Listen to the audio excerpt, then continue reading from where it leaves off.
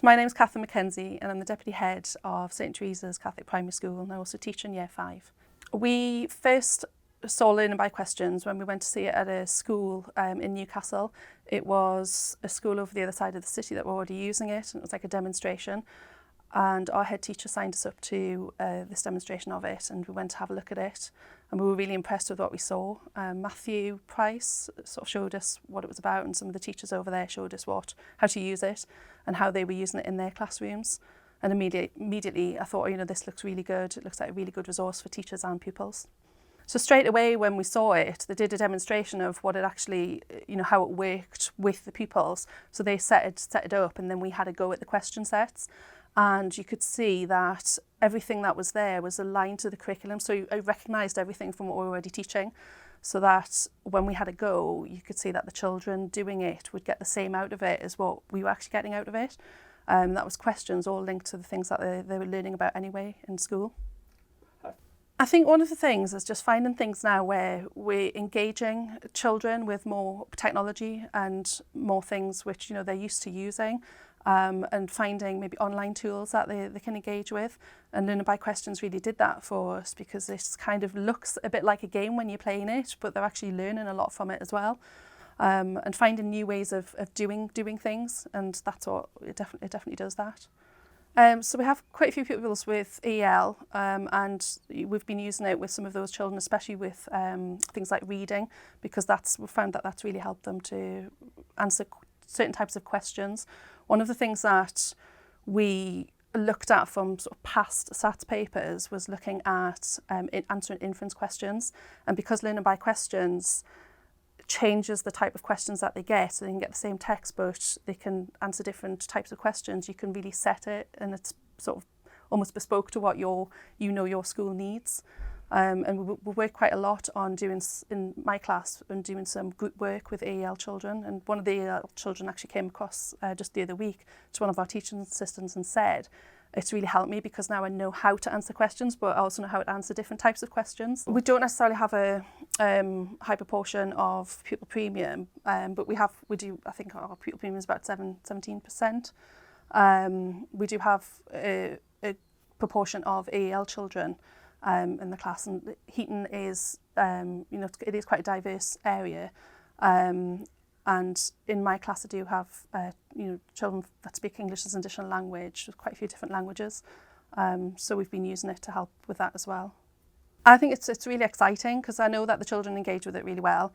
It's really good from a teacher's point of view for planning, and I suppose teacher wellbeing is a really big thing at the moment, and it's really good for that because it's all there for you. The question sets are set out, they match the curriculum, that it reliably matches the curriculum as well, because if you go into it and you know the curriculum well, you can see that it's got the Year 5 objectives in, or the Key Stage 2 objectives. We use White Rose Maths as well, and that's something that it links really well to.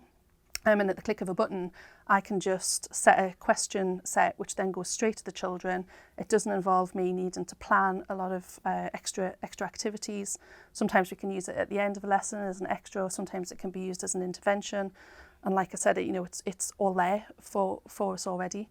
Another great thing is the feedback that we get from it as well, because that's something, you can sometimes spend a long time trying to tick objectives, whether children have managed to get them or not, but it does it all for you, gives you a spreadsheet at the end, and it's all there for you, so you can see the gaps and then address any misconceptions. So when we're using Learn by Questions, you can see straight away that the children, if they're struggling with anything, it comes up on the teacher's screen. You get a list of pupils which can be anonymised, or you can switch it on so that you can see who they are. And you can address those misconceptions. It comes up with a number across the top and how many attempts the children have had at the questions, or if they've attempted it and they keep getting it wrong, it comes up as red. And we will look at that question, we can pause it so that the class all stop together and we address that instantly. So the feedback they're getting isn't after the lesson or the day after, they're doing it in the moment, and that really has a big impact on their learning. So the children get really excited when they see that we're doing Learning by Questions, because it is, they've got their own tablets, we're part of the Shine project, and it means that they've got ownership over it and they can work at their own pace as well, so they really enjoy the fact that that's being set. When we set it as a challenge as well, maybe towards the end of the lesson, they really enjoy the fact that they've got onto that challenge, and it works really well at starting off with sort of easier questions and then going deeper and deeper as it goes along, so they know how far they're going. They really like the fact that it looks more like a game as well, so they're getting that sort of element of it. And the other thing that they really like is the fact that if they get something wrong, it's not necessarily, it's not a bad thing, because they do get to retry it. So they get a clue as well as to what they might have got wrong in the answer. And then that's that sort of self-challenge and that resilient side of it that they're promoting as well. And they're really getting the chance to keep going with the learning. So if we press pause in the lesson, the start going, some of them go, I was in the middle of doing something, but it is a really good option to use because you can address something as a class straight away. I often have a look and I see if there's something that a lot of children are getting wrong, and I know, that can't be addressed individually, so we use it to address the whole class at once. They do kind of really want to go ahead and just get on with what they're doing. So sometimes they can feel a little bit, but then once they've had that input, they get straight back into it and just off they go again. And, they really like it.